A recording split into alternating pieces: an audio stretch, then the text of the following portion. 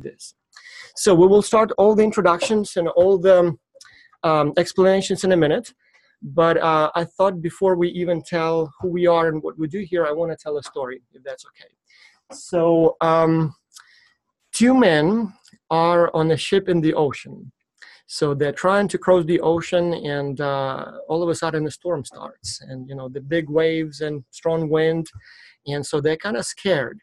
And they knew that the ocean can be dangerous, so they were preparing for that, but they were preparing in very different ways, and so they're a little bit scared. And so all of a sudden this huge wave comes and knocks over the boat, and they find themselves in the water. And so one man was preparing for this event by reading books. So he read all the books you could find about water, about ocean, about swimming. So he even took an online class at Udemy or Khan Academy, so trying to see what it is and how to swim. So he did all his readings. He even wrote a paper about swimming. Now the other man, he didn't read smart books. He didn't have the money to buy the books, but every day for 4 months he was going to a local swimming pool or a pond. And yes, the swimming pool is much smaller than the ocean, and the swimming pool doesn't have big waves, but he was getting in the water each day and was trying to swim. So he was trying what works, what doesn't. So question, which of those two men has a better chance of surviving? And so that's how we will test if our system works. So if you can hear me, you see the window at the bottom of the screen, and you can just type there. So if you think that the one who read the books has a better chance of surviving, just put books. And the one who was trying to swim in the pool, put pool. Let's see if anyone, second one. All right, very good, very good, very good. That's exactly what we want to hear. All right, well, hi, my name is Dr. Bas Taras, and I'm an associate professor of international business, hence the name, here at the University of North Carolina in Greensboro.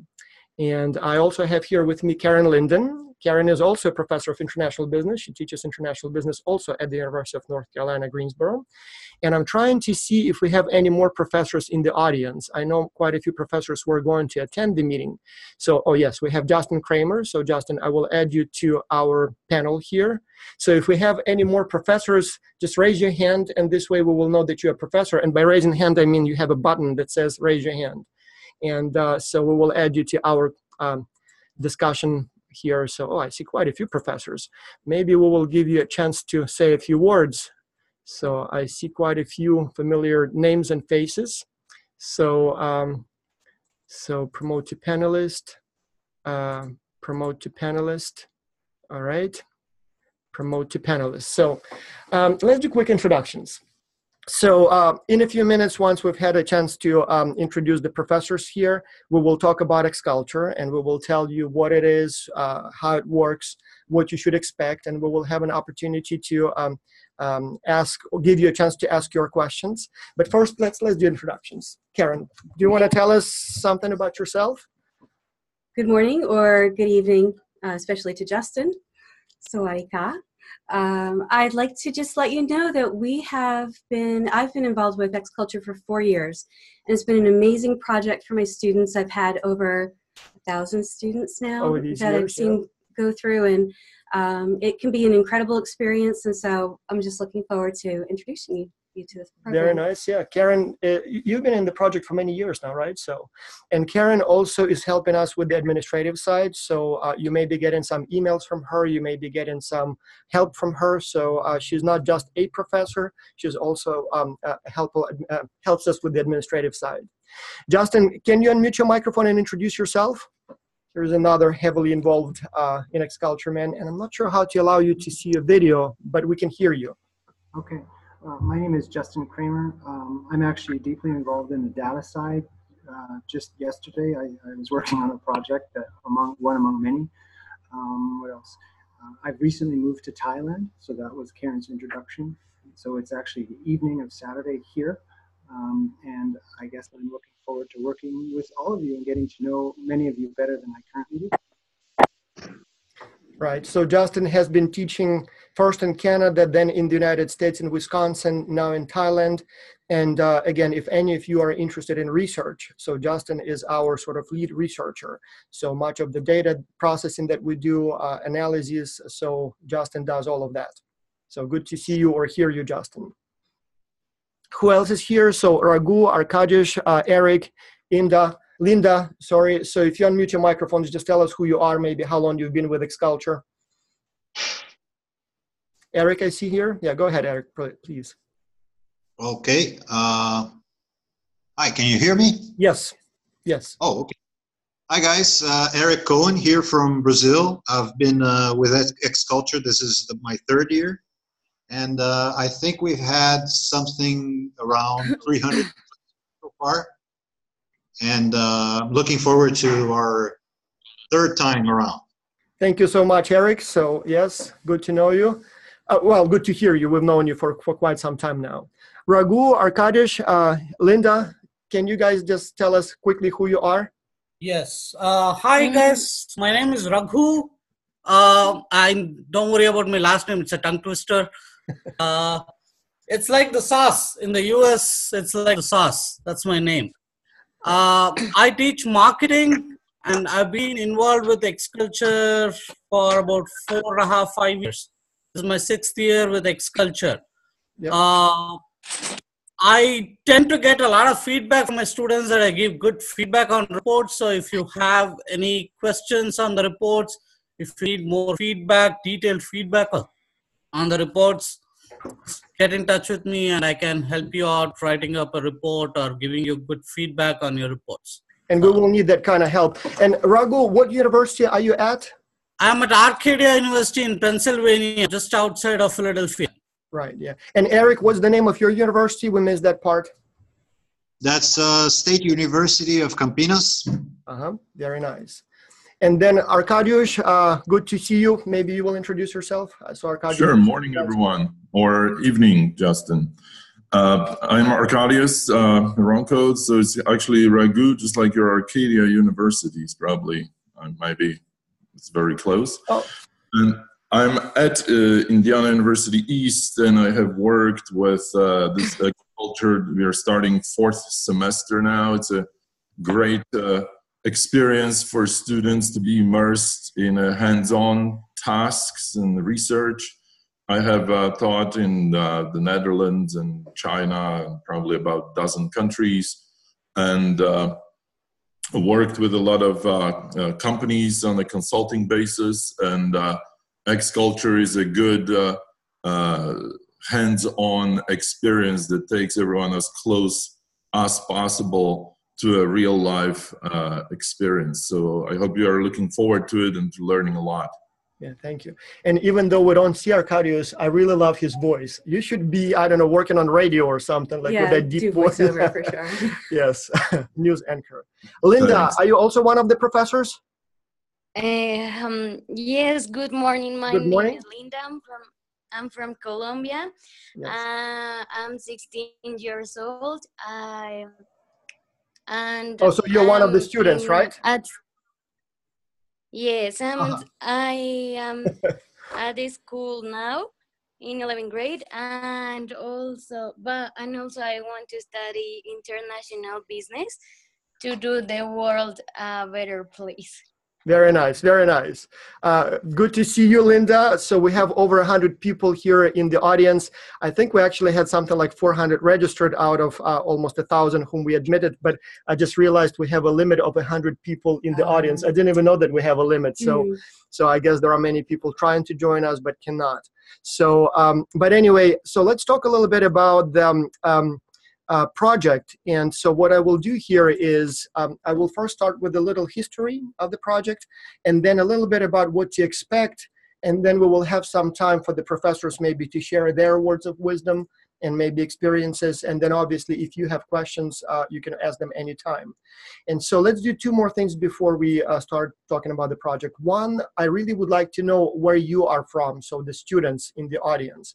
So if in the comments you would please write your location, city, and the country. I'm just curious to know whom we have here. I know that we accepted about 1,000 kids, and I was very surprised to see that it's 78 countries. So in the university program, it's not a touchscreen. We have Thank you. So in the university program, we have 41 countries this semester, universities from 41 countries. It's more countries if you look by the country of origin of the students, but physically they are located in 41 countries. Whereas with the kids, we have so many more.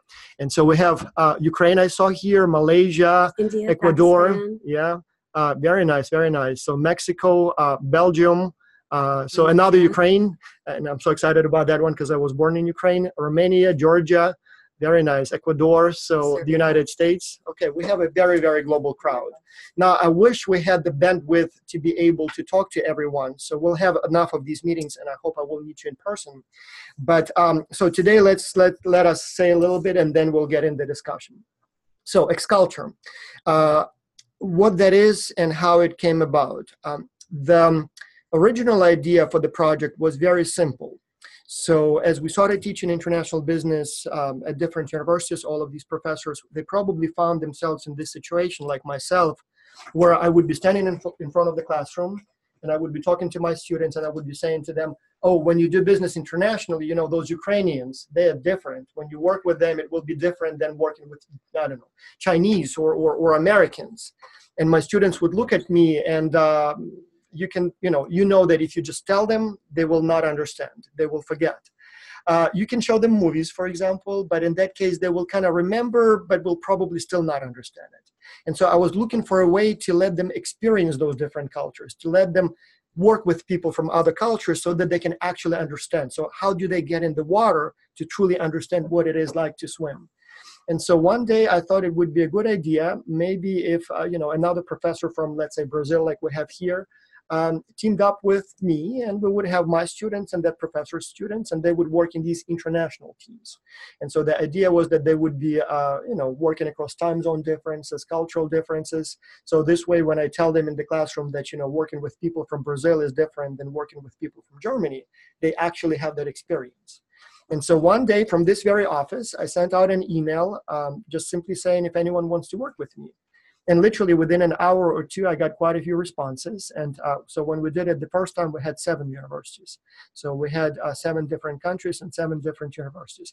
And by the way, all of those 7 professors are still heavily involved 8 years later, so still participate on a regular basis.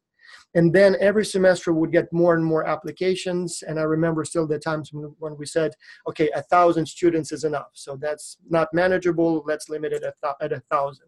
Then next year, well, okay, let's do 2,000, but no more, 3,000, 4,000. So this year we are trying to limit it to 5,000 university students.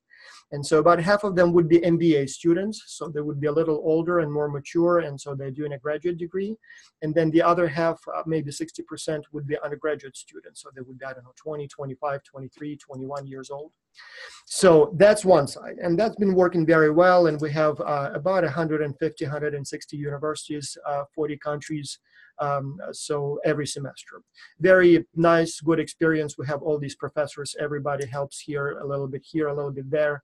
And so it works very well. But then a few years ago, we started getting a lot of requests from professors who have kids who said, can my child participate in this project? And so I would be saying no, because there is a big difference between a 20-year-old student or 30-year-old MBA student and a kid who is, 14 years old. And so the professors would say, oh, but my kid is so smart, just give him a chance. He will do just fine. But then I'm still, how would it be? I did just too much a difference. And then eventually at some point we thought, well, you know what, maybe we should try it. So maybe we should invite a few kids, maybe children of the professors, and just see if it works. And so for the first time, exactly a year ago, so it was the spring of 2018, we had the first crowd. So we had a total of about, I guess it was like 100 people total, but most of them were simply what we call professionals, non-students. But about half of them were the actual students. So they were ages, I think it was 9 to 17. And so including 2 of my own kids. So my kids at that time were 10 and 13. And so we wanted to see if it even works. And surprisingly, it does. So we put the kids in separate teams, matched them by age. So we had a few teams that were all like 9, 10-year-old, and a few teams that were 11, 12, and a few teams that were 13, 14, and so on. And so we gave them a simpler challenge. So the university students, they work with real companies. So big companies come and ask for help, and the students spend the semester trying to solve problems for those companies. With the kids, we gave them a challenge. So we had Milata Chocolata. It was a company from Colombia that makes chocolate. And we had a company called InnoSpark. That's a Lithuanian company that makes toys. And then we had the Finnish Schools International. It's a network of private schools. And so they could either design a new flavor of chocolate or a new toy, or a school of their dreams, and most kids chose that challenge. So basically the challenge was, if you could design any school at all, what would your school look like? How would the building look like? How would the classrooms look like? How would you select the teachers? How would you invite the students? What would you teach? And then, because it's a business project, how would you promote the school? So you come up with a brilliant idea, but how do you convince parents to send their kids to your school and not to a different school? And so that's what they worked on, and they loved it. So not only did they love it as a process, but they learned a lot. And I will be honest with you, I thought the kids will be learning more about, other cultures and, business, which they did. But the things that they actually learned most, or what I found to be most useful, were simple things. Like, for example, my kids didn't even know that time zone differences exist. And so they had team members. I remember there was in my son's team, there was someone from India, someone from China, Hungary, and I think there was someone from Mexico. And all of a sudden they realized, scheduling a meeting is difficult, because in India it's a late hour now, and in the United States we just woke up. And then they had 2 girls from California, and so they literally had to wake up like at 6 a.m. for the webinars. Then another thing is, my kids, turns out, didn't know how to write emails. They would just text, and so they would write like 2 words on a smiley face, and all of a sudden here you're on a serious business consulting project. You have a client who wants to learn from you. You have a team that needs to communicate with you, so you can't just write 2 words. You have to write a report. You have to write like real emails. And so I remember that for them that was also a challenge, and we literally had to teach them how to do it properly. So, but yes, the main component, obviously, of the project is this cross-cultural experience. So we put the students, university students, professionals, and now kids in international teams. And usually the team would be comprised of about 5, 6 people, 7 people sometimes, each person in a different location. So if we have 78 countries here and about 1,000 kids, depending on how many of them will survive the training, so you will be in a team with people literally from every continent. So let's say you are in Ukraine. So your team members will be someone in India, someone maybe in South Africa, someone in, Ecuador, someone in the United States, and maybe someone in Germany. And so you will have time zone differences. You will have cultural differences. You will have proficiency in language differences. Some kids will be very fluent in English and some kids will not be. And so you will have to deal with that. And yeah, that's exactly what we want you to experience. It will be tough at times, but over time you will learn how to work in a global team, and then how to do international business. Because again, when we did it the first time, the challenge was a hypothetical scenario. You have $1 million. So what kind of business would you kind of start with $1 million? But then soon enough, one of the professors, I think it was Turkey, so she was doing some consulting for Mercedes-Benz. And they were trying, if I remember, to do some sort of a consulting project, some marketing strategy for Africa. And so they were brainstorming ideas. And then that professor says, we have this X-Culture project, and we have thousands of students all around the world. Maybe we should ask them for ideas. They're not necessarily very educated yet, so they're still studying. But who knows, maybe they will think something, of something that we didn't. And so they presented a challenge, and so the X-Culture students worked on it. And it worked very well. We even had a meeting at that time, I think. I have the picture. That's the one? Yeah. So that's the picture. So we met in Istanbul, Turkey. So I don't know how many people there was, like 40 or 50 maybe. So they have a factory there where they make trucks and buses. And so we spent there, I don't know, several days. And where I am, I think I'm somewhere in this picture. Yeah, it's right here. Still young, so it's like 8 years ago or something. So, but anyway, the students came up with a lot of good ideas. And it worked very well. And so ever since, we would invite several companies, and so they would ask for help. Like, just to give you examples of some big companies that you may know. For example, so we spoke about, I talked about Mercedes-Benz, but then, for example, Louis Vuitton, you know that company, right? So that's the ones that make very expensive bags. Like, their bags are probably more expensive than my car. And that was so interesting because I'm a backpack person. So to get into the mindset of purchasing very expensive luxury bags, even as a professor, that was a really interesting challenge to see the students go through. Yeah, so they actually had two challenges, I believe, right? So one was, if you had to open a new store, so where would it be? Like, they give us the address, and then how would you design that store? How would you promote it? So, and then there was something also about expanding into new markets. So then we had also companies like, for example, the Home Depot. So again, if you are in North America, you probably know it. It's the biggest retailer of like construction materials and things for home. And so they had two challenges. One, how do we expand beyond North America? And one, how do we improve our .com services? So basically, how do we improve our website so that it's more user-friendly? And I think I have a picture of that one too. So we actually had a symposium there. So Home Depot, that's another team here. I actually still remember some of these students. So that was a good group. So I remember most of them. And the reason I have all these pictures, Karen was very kind enough to print pictures from all of the symposia that we had.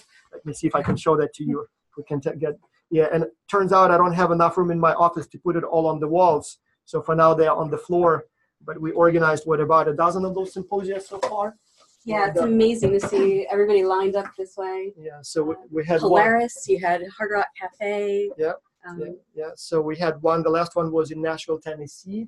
And then before that, we had one in Italy, so in Macerata. And then the next one will be in Canada and then in Grenada, so far the plans. But anyway, so two things that you kind of, will experience. On the one hand, you will work in a global virtual team with people from all around the world. And on the other hand, you will kind of serve as a consultant. So you will have a client, and you will try to develop a solution for the client. You will have webinars with the client, so you will be able to talk to the managers of the company, ask questions, get feedback. And so in a sense, you will also learn business. So that's the main idea. Now, in terms of how it works, the children's version and the professionals version is a little different from what we do in universities. So with the universities, it's a little easier. First of all of those are serious business students with a professor who have taken many courses in international business. So they come in prepared. So not only do they come from top universities where they've been selected from a large group of people, but they also get the training. So by the time they get into X-Culture, like our students, usually they're already took marketing management. So now they're taking international business. So it's different for kids, pre-college kids. So most of you have not had any training in international business. And so what we want to do first is 4 weeks of training. So you will have a total of about 16 training modules. And so you will have to first learn a little bit more about the project and how it works. Then you will have a series of training modules on teamwork. So how to communicate properly, how to schedule a meeting, how to, if a conflict happens, what do you do? What do you do with that culture, leadership, all those things that you need to know to be an effective team member. Then you will have a series of training modules on online communication tools. Your teams will be free to communicate whichever way you want. If you want to stick with email only, you can, but we will also teach you how to use Skype and Google Docs and Dropbox. So all those tools that may be useful when you work from different locations, coordination. And in your experience, Karen, by the way, so do most of your students stick with email, or do they also use other tools? The more successful students will start to use Skype. So the first couple of weeks is getting to know you, and email trading can be fine. But then when it really comes down to the draft version, it's important that the students think about Dropbox or Google. Just pick one, and you can have a repository where you're sharing information, and your versions can be organized. Yeah, email is usually not enough, right? So it's okay to start. Yeah, if you start using for example, writing the report, the documents, you end up with like 20 different copies of the document and you never know which one is the latest. So Dropbox, Google Docs may be a much better way to go. My kids, I know, always liked Skype, so they would spend sometimes hours and hours on Skype, and it was fun. I mean, they would talk about everything, not only about the business project, but also, you know, just made good friends.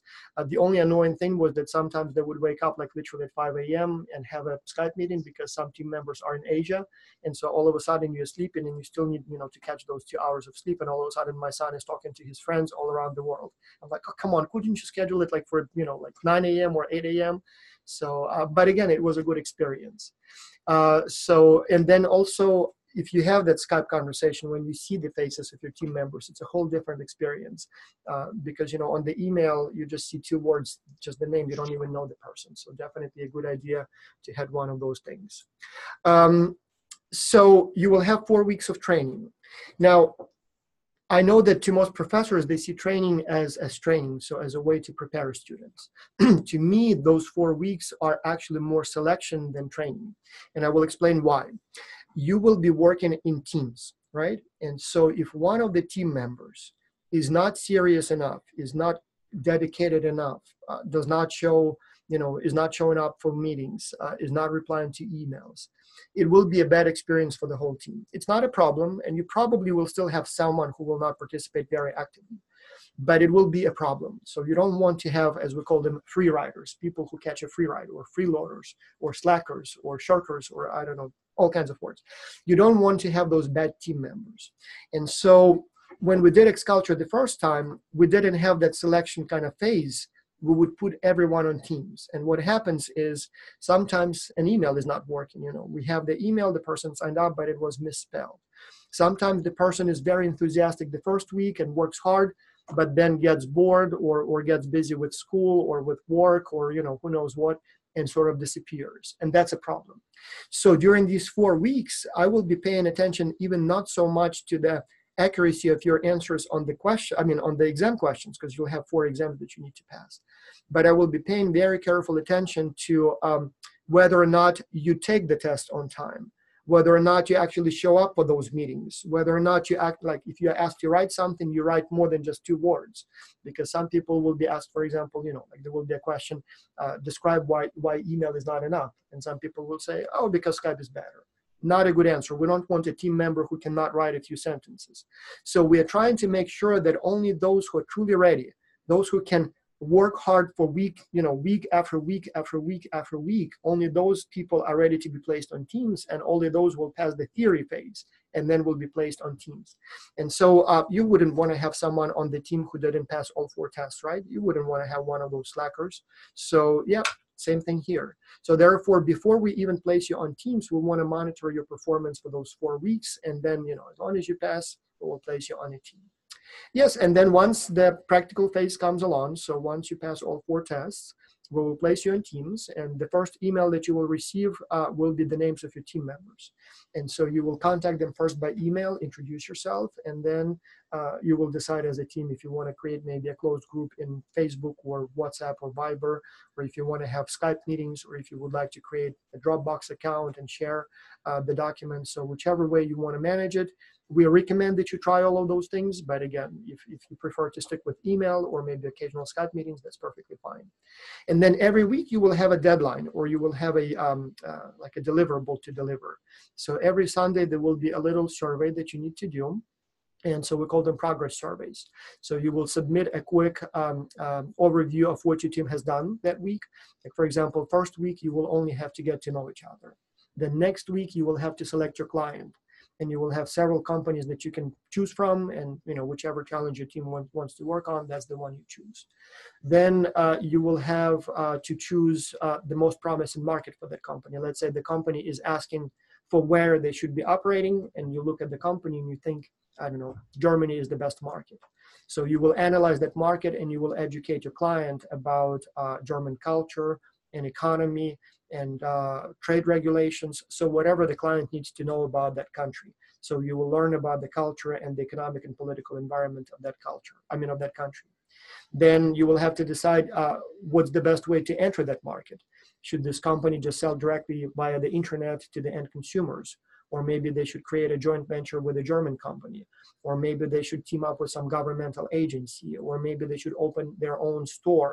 So whichever way you think, you will explain that. So you'll conduct an analysis of competition and see what others do, and then propose your own solution.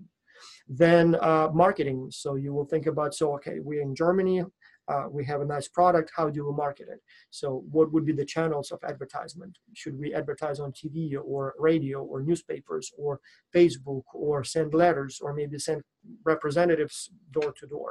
So whichever way you think it should That part can be a lot of fun. Yeah, yeah. Many people, very creative. Many people actually try that in, like they think, okay, why don't we try? So we have a student in Germany. Can you maybe talk to a few potential clients and see what happens there? So yeah, that happens all the time. Yeah. Pricing strategy, what should be the price? How should you charge it? HR strategy, if you need to hire people, how would you do it? Many companies, I'm actually talking now to Ultra Specialisti, it's an Italian company, and so they want the students also to do a little kind of market research, market survey. So the company specializes in healthcare, so doctors, and so they have this what they call tele-doctor services, and so they want the students to maybe go and talk to the doctors, like, would you like to be part of that network? Why not? And so this way, not only the students will be trying to sort of guess, but they can talk to doctors and see what happens. And this is a good opportunity. So most of you, let's say you want to work for this company, or you want to get a job with them or internship, and so usually you don't have an kind of a reason to start talking to them. Here you have a good reason. Hey, I'm doing this project and I have a client from the United States or from Italy, and I wanted to do a little interview. I just want to get, your opinion or know what you think. And so people would be happy to meet with you. I mean, how often do they get approached by students with questions? So, and that may be the first step in this long journey where it may lead to your summer internship, or maybe, I don't know, maybe a job one day. So that's basically how it goes. And then at the end, when we are done, you will also have a little bit more than the university students. So for the university students, when they submit the reports, that's basically it. In many cases, professors would still organize presentations. Do you do presentations? Our timing doesn't work. I wish we did. Yeah. So we have, Karen usually has like a huge class, like 100 students or even more, right? And so if you wanted to do presentations, because each student is on a different team, even if you give them only like 5 minutes per team, we need a few weeks. Like it will take a few weeks. But professors in smaller classes would have a series of presentations.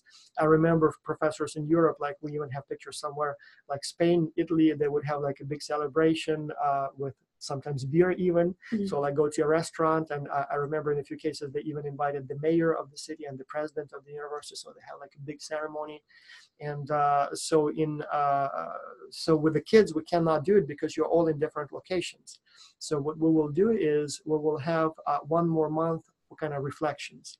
So you learn the theory, you try the practice, but then let's think about that. And so you will write a little reflection paper, and then we will do a big teleconference where you will present your work to the clients. And again, we'll have to see if we'll have the time for all presentations at the same time, or maybe we'll do them in different times and record them and then send them to the company. So we'll see how we're going to do it, depending on how many teams we will have at the end, how many will survive. And then in the end, we will send you the certificates. I actually have a few samples here. So yes, something that looks like this. So yeah, so that's actually one of the last ones. When we started the project, I remember, let me see if I have the examples from the early semesters.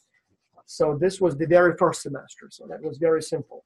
But then for a while, we had only a few universities, so we could put the logos of all universities on the certificate. And so let me see, yeah. So here, that was, what year it was? 2013. So we had like 40 universities at that time.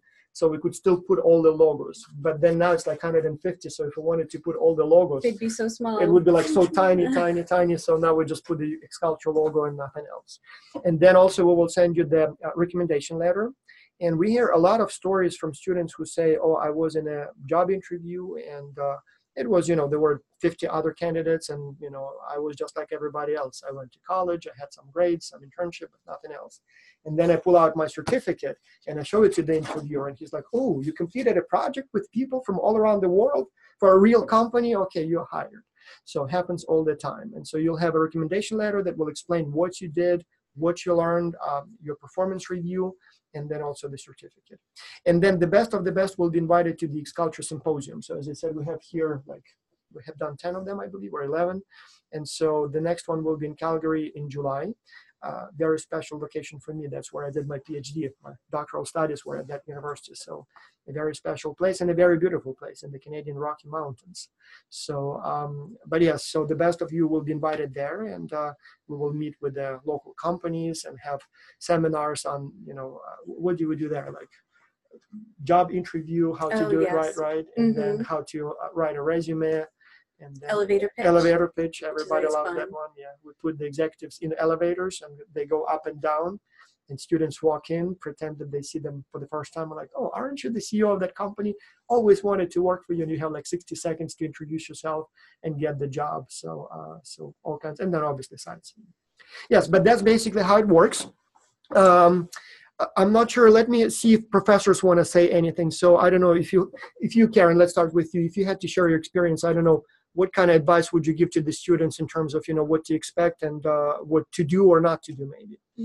I think the training modules are going to be a great way for you to feel comfortable entering into the project.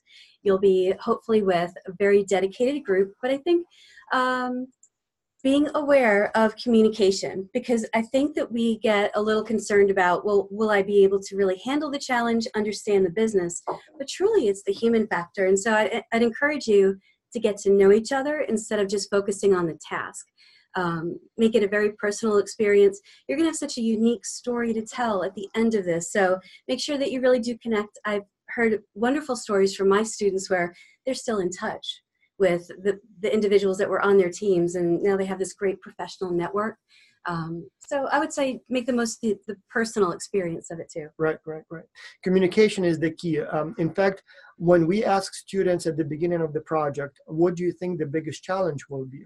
Most of them say, oh, it will be the cultural difference, or it will be English. And in the end, when we asked them what the challenge was, they say, oh, no, cultural differences, we can deal with that. I mean, first it was a little strange, but we learned it.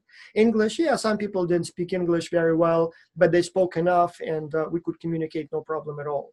The problem was that some people just didn't communicate. So I would send an email, didn't get the response right away. I would try to schedule a Skype meeting, it's hard. So just showing up, that's the most important thing, right? So it's not about how smart you are, it's about whether or not you're trying. So other professors here, if you are, I don't know, Raghu, Arkadiusz, so if you guys want to share maybe your experiences, what advice would you give, especially to the younger kids? I know that you've been working with university students, but what would you say, what advice would you give here? Anyone? If I had one advice, that would be twice once. Just keep thinking what you want to say, and make sure you're communicating is not difficult. This is what students now do when you're chatting with your friends, but mother culture not know. So you need to be a little more clear, a little more detailed in your communication. Yep. Again, communication, right? Yep. All right. Now let me remind students that if you have questions, I see a lot of comments in the comments, but those are very quick comments. If you have questions that you want us to address, you see there is a button that says Q&A. So just type your question there and we will see it and we'll respond to it. Also, I saw one question that I would like to actually address. Somebody said, so we will start with Facebook names. No, we will start with email. And I would like to tell you a story here, a very important one, so I think it's important to mention it. A few semesters ago, we had a class of university students from Canada that for some reason decided to use fake names, not real names, but fake names. Bad idea. So no, we use real names. We will not share your names with anyone outside your team. So we take information privacy extremely important. So all the data only I will see it, my assistant may be here, so some professors who will be helping, but we will not send your email address to anyone other than your 4 or 5 team members. And so what it will start with is that you will receive an email and you will see the list of people who are in your team. And you will introduce yourself and start communicating by email, but then it's, as I said, up to your team how you want to continue communicating. If you want to create a Facebook group, perfectly fine. If you want to create a Viber group, or if you would like to maybe have Skype meetings, that's all encouraged and perfectly fine. But as I said, you will only communicate with a group of people on your team. They will be the same age as you. So those of you who are still kids, as I said, it will be plus or minus 1 year. So there will be, everybody will be the same age. Those of you who are professionals, so non-student professionals, again, you will be on teams with people of your own age. We have some people who are 30, 40 years old. You will be matched with people of the same work experience and age. And so you will be in a team with, and obviously the expectations for the older people will be much, much higher. So with the kids, as long as they produce something, we are happy. So for kids, it's all about the process. It's all about the experience. For those who are more experienced and mature, obviously the quality matters. And so if you really want to impress your client and maybe even get a job offer, as it happens sometimes, so obviously you'll have to do a very good job. So let's see what questions we have there. We have some different conversation happening about what might be good tools to use for communication outside of email. Mm-hmm. So WhatsApp has been brought up, Facebook, Instagram, and I'd just like to point out that Facebook can be great, a small closed group. However, Mm-hmm. you might have team members that in their country will not allow Facebook. Yeah, Facebook is tricky because, yes, it doesn't work in Iran, it doesn't work in China, so there are quite a few countries where it may not work. And we always have at least a few American students who refuse to have a Facebook account. I don't know why it's always American, but some people are just anti-Facebook, which is acceptable, perfectly fine. Mm-hmm. Yes, so definitely a legitimate, request. There is a very interesting question here from Manuel Mora. I'm not sure what country it is, but how many hours per week should we work on the project? What's your take on that, Karen? I'd say 1 to 2 hours a week, and I think it depends. And when you start to look at the flow of your deliverables, the weekly deadlines, you'll realize that in the beginning, it's a little bit simpler, and then it just gradually becomes a little bit more complicated, and then your last week or two, you'll spend more time because you're finalizing and you're taking your best ideas that you thought of for all these weeks and putting them in that paper. So I would expect a little bit of a change over the weeks. Yeah. What do you think? Yes, so for the theory phase, I would say that it will take probably, depending on your English proficiency and depending on how mature you are. So for kids, obviously, it will take a little longer. For adults, it will take less. But it probably will take about an hour or 2 hours to review the materials, and then probably another hour or so, to get ready for the test and pass the test. Once the practical phase starts, Mm-hmm. it's really different. So we want you to spend as much time as possible, but I think at the very least expect to write a few emails every week. And then once you start working on the challenge, you probably will do another hour or 2 of research every week. And so it will probably be busier in the beginning as you're trying to work out things. It probably will be a little bit busier at the end as you're trying to wrap everything up. But yes, I think it should take at least, at the minimum, probably an hour in the quiet time, more like 2, 3, 4 hours normally.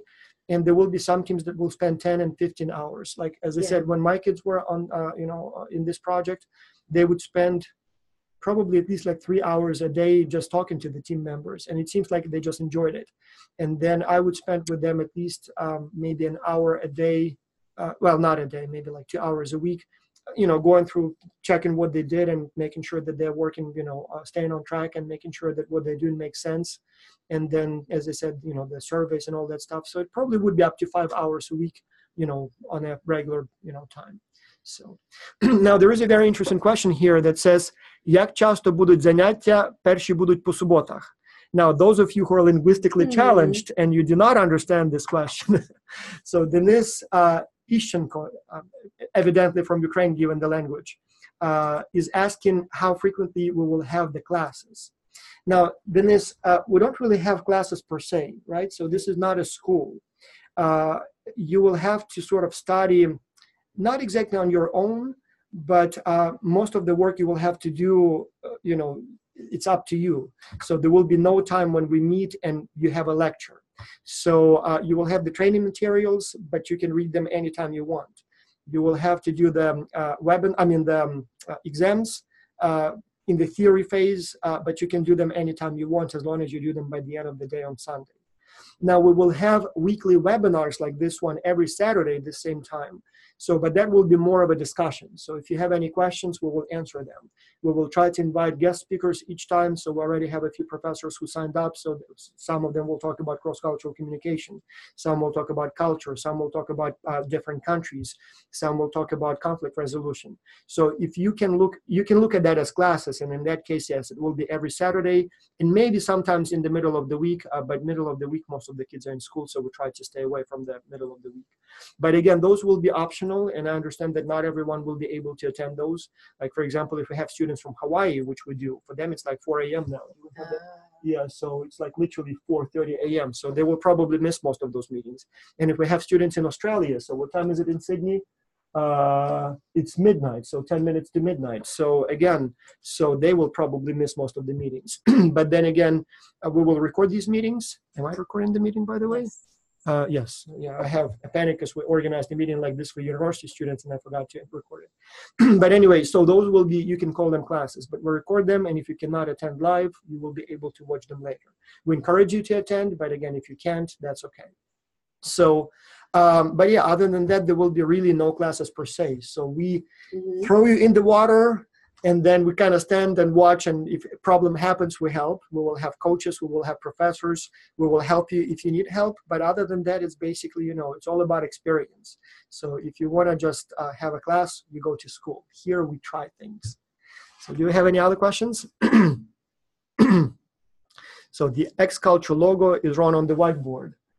Yeah, that's, my daughter was experimenting with that. So Aryan Naidu Good Eye, I actually should have probably put there like welcome X-Culture students or something, but my daughter stopped by yesterday, erased everything and put her name there and apparently the logo in the wrong way. So now, how many teams usually compete for one company? You can choose any company you want, and we have some popular companies and some less popular companies. Last semester, the kids were allowed to only work on the Dream School Challenge, and they complained about that. They said, okay, even though I'm in school, I want to work on a real challenge. And so this semester, we will allow you to choose any of the client companies, and we have several. I'll just give you a few examples. Like we have, for example, Ultra Specialisti. It's an Italian company that specializes in healthcare, and so they basically, it's like teledoctors. So it's like a hospital, but an online hospital. So you can choose that one. Or we have a company, I really like this one, just don't laugh. The name is Mary's Poop. So it's a company here in the United States that sells exotic poops. So they have like llamas and some other animals. And so they sell exotic manures. There were actually some really good reports. Yeah. So they specialize in producing fertilizer, let's call it this way, for like gardens and plants. It's a very interesting product. So it's from the United States. And then we have, who else? We have Vertical Limit. It's a company that specializes in kind of adventure tourism. And so they're out of Peru. So they bring people on these kind of unusual adventure trips. And then we have, I believe, a company that makes clothing out of Ukraine. So they make these nice colorful jackets. And so we have a company from Italy also that makes coffee this semester. And so things like that. So there will be about 5-6 companies that you can choose from. Last semester, we had 15 companies and it was too many. So the problem with that was first, some were popular and some were not. And so some companies had a lot of teams and some had only a few. And second, it was very hard for me and for my colleagues here to organize the webinars. So we tried to have 2 or 3 webinars with each company so that you can get, meet the managers and so on. And it's just too hard. It just, like if you have 15 companies and you do 3 webinars, it takes us like half a day to organize, schedule. So literally I didn't do much else. I was just doing the webinars. So this time we want to select only 5 companies or maybe 6. And so we already have the list. Maybe we'll add 1 more in the next few weeks. But you will have a few choices. And so depending on how popular the companies are, some may have, like we have about 1,000 teams of university students. And so we have 1,000 kids this time, 1,059 as of now. And so I kind of predict that many of them will not survive the theory phase. I kind of predict that many of them thought, oh, it would be so cool, let's do it. But then they will see how much work it is, how challenging it is. They have school. So I kind of suspect some may drop out. But I'm hoping that most of them will stay in the project. And if so, we may have another 100 or so teams comprised of kids. And so I don't know, I'm guessing that some teams, some companies will have 100, maybe 200 teams working on them. On the challenge, maybe less popular, we'll have 50, 60, so something like that. Probably about 100 to 200 on average. So this way, to win the competition, you have to be better than those 100, 200 teams. But we have multiple winners. So Karen, you've rated like 1,000 reports now. So it's almost impossible to say like this one is the best. Absolutely, Yeah. right. So yeah, we usually have several winners each time. So the last track, there were 1,040 teams, Yeah. and I believe there were 40 somewhat selected as best papers. So there's enough opportunity for a variety of clients to be represented in that group. Yeah, I think we had like 15 clients, and in the end, we just had 3 best teams for each client, right? Because as I said, you know, each report will be evaluated by like half a dozen professors and then the client. And so we have all those numbers. But some of them are so good that they get almost perfect evaluations. And so you look at them, and how can you say that this one is number 1 and this one number 2? So like in And many they could have cases, made completely different recommendations, Yeah, taking the client to different places, and they're all right answers. yeah. So you can tell that some are bad and some are kind of so-so, and then some are really good. But yeah, but anyway, maybe this semester somebody will be so good that we'll say, okay, this one particular one. team, the one, and everybody else is 2, 3, and 4. So yeah. All right, so we have a webinar in about 10 minutes with the coaches. So we also have a coaching program. The best students, after they complete the project, they always ask if they want to, if they can participate again. And so we had some students who participated like 5 times. And then a few years ago, I said, okay, you know what? That's not helping the students. It's not helping us. Let's do something different here. And so we created this coaching program. So where the best students from the last semester become coaches for the new group of students. And so they kind of share their wisdom and experience and provide feedback and help students deal with the difficult questions and things like that. And so this time we have 100 coaches who applied. Again, they will have to go through 4 weeks of training. They have to learn how to give feedback and how to resolve conflicts and how to do team counseling. And so the plan is to select 50 of those 100. And so those best 50 coaches will become your coaches. So if you will have a problem, they will help. If you want, you know, get feedback on your report, you can send it to the coaches. They will provide feedback. If you need some advice, you can come to them. And so we have that webinar with them in 10 minutes and 7 minutes. So we need to stop here. So let's see if we have any other questions that we didn't answer. So I see some questions are repetitive. And yes, Aryan again from India says that there is a time zone difference. Yes, I know in India, it must be by now, so it's like 11 hours. No, India is, yes, and a half, I remember. So it must be like 9 p.m. in your time zone now. So yes, I understand that you will not be able to attend all meetings. And as I said, we'll try to have them at different times so that we also have, you know, people from different parts of the world attending them. But it's okay if you miss some of them. We will record them. We will send you the recording so you will be able to see them later. So.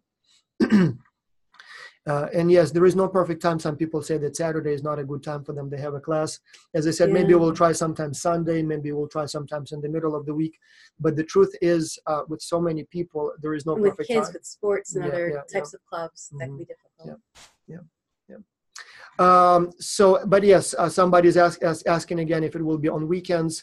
As I said, you can watch the webinars anytime. You can take the tests anytime. And you can schedule the meetings with your team anytime, and we will teach you how to do it. Like, for example, there are some things like, for example, Doodle. And so you can see, you know, when people are available and so on. There is a question again from Ukraine, apparently, that my father has his own business. Can he help us with projects? Yes. In fact, let me say that before we go. So especially for the younger kids, so those are that 9 and 10. So obviously, we expect parents to be heavily involved.